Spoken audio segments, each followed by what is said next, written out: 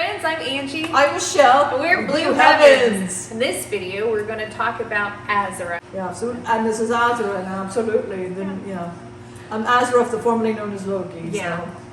So in this video, we're going to hopefully answer some questions for everybody. So enjoy this video.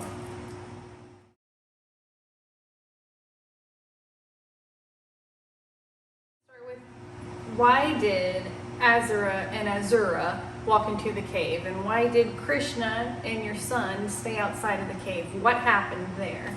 All right. So it was a rainy day. It was not a glorious day for us. To backtrack, there was a reason for us to the cave. Me and Azura were teachers, and we were trying to teach the humans what we knew. I had had a lot of war experience, and she had a lot of that. But Krishna was a teacher. Krishna taught us, and he said the best way to give messages out was to wander and to teach. Me and my female, we knew it would be very easy to just separate and go forth our separate ways for a little bit. We understood time don't mean nothing as it means to you humans. I knew I'd come back to her. So we went separately to teach, because we wanted to teach as much as we possibly could, because Krishna had such a wonderful message, and it was not time for him to come down yet. And this was before. He had not come down. So we were here to teach. So I was Azura, which we separated our energy to walk. We had our son, and Krishna willingly raised with our son. Our son, I was in good hands, I was all right.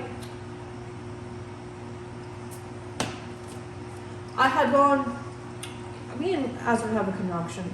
I can hear everything with her, she hears everything with me. I lost that connection here. Knew something wasn't right when I couldn't hear. Krishna always has a connection of both of us. Well, I lost that with her, and I couldn't. So I had to go to where they were, to my home. And Krishna told me, have you heard about Azura? I said, no. And he put his head down, and I did not understand. My son, he goes, Daddy, you should have seen Mom. She had marks on her. I don't know what they called, Grandpappy called them bruises, I think they're called. She was told by Krishna not to go back out, but she went back out. I asked Krishna for that connection. I need to know where she's at. I need to retrieve her. I got to see where she's at. I find her in a devastating situation. Humans took my wife, and they literally were raping her, beating her, because a woman cannot teach according to these ignorant beings. I looked to here, and I asked, what in the hell are you even thinking in that? I hear from the voice, they are here to learn. I cannot help what they do. I'm like, you're raising monsters, basically. It's okay that she's getting hurt. Okay. So I took it upon my own hands to kill the people around her, because at that point I'm very angry. I was angry to begin with, but I became a loving being, because I see more hate can take you. And briefly I knew love. Then that was not anymore. I took her out of that. I killed everybody. And we went back and we briefly discussed things. She was more hurt. I can put my hands on her forehead. I could see everything. She had not failed to tell me. She purposely lost that connection so I would not see. She wanted me to keep teaching the different realms. She was stuck. She could not be moved because of her energy. They had sucked all that out.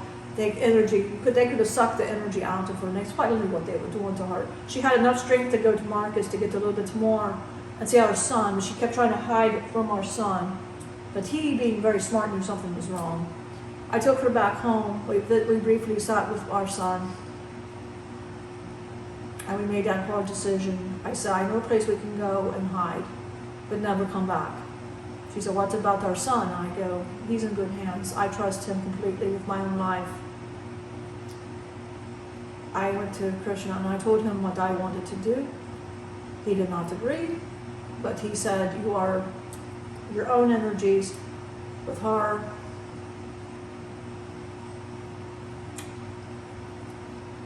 So that was a very hard day. Walked out. So we arrived at this. I knew the place we could go. It is Mount Kailash, a different name, but we'll go with Mount Kailash. I knew that'd be the one place humans cannot go to. It is between worlds. It is not really here. It's more of a projection.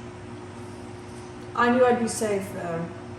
Nobody I knew could go, and I had to take her where we were going to be safe. We walked up into the rainy day, no celebration, no nothing. It was nothing that we were going to have, no glory. The priest and the priestess always had the glory. We'd always walk in these beautiful festivals, light. Our sun would be sitting there, and they'd glorify our sun, and Krishna would be sitting there. My son asked me, "Where's no celebration, Daddy? Where's the celebration at?" I said, well, they must have forgotten. It's okay, to calm him down. The entrance opened. I did that to the entrance, and I looked at Krishna. He looked at me. We nodded. I looked at my son, and he's smiling, and he said, "Can I go with you?" And she's crying, and she goes, "No, we're going to come back." She says, "Mommy and Daddy need to rest and sleep for a little bit." And she said, "I need to get rid of these marks on me. I need to get rid of these marks, and Daddy and me are going to be okay." And he goes, "Okay." He goes, "And I'll see you soon." And he's so optimistic. And she says, "Yes." And he said, "Can I come and visit?" And I'm looking at Krishna. He goes, "Yes, you come and visit. Yes, of course. Why would you not?" That's when we had that restaurant for Jaffa now. I did one farewell. I looked at my father, and I looked at my son. And I went like that. She went like that.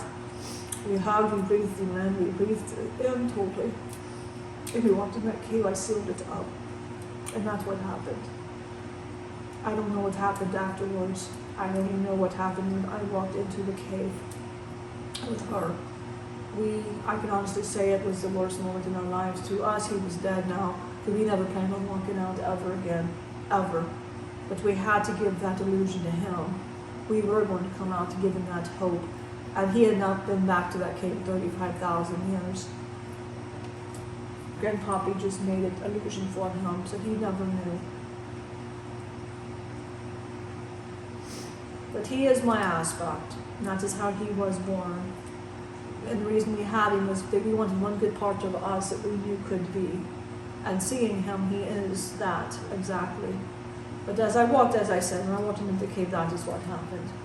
We walked into the entrance up here, but we stayed on the very tip. And that is where we've been in the dark for 35,000 years. We went to sleep. I took her hand, we went to a very down pit, and we lay down. And I looked at her, my last words was, "I love you. We're going to get through this." And I said, "The next time we wake up, we'll be home." And we didn't know what that meant, because we didn't plan on waking up. Basically, I don't know which way, it wasn't really suicide, it was we just never planned on waking back up. Never would leave the cave, and we never would wake up, and we held each other's hands. When we were laying down, our arms were hooked together, and that is how we fell asleep. And I did a magic to her eyes, and last thing I did was I cried as I seen her touch every part of her face. She touched every part of my face. And I told her the last thing was, "I love you." She said, "I love you too, my priestess. I love you too, my priestess." And that is all I remember until I stirred. That is all I remember.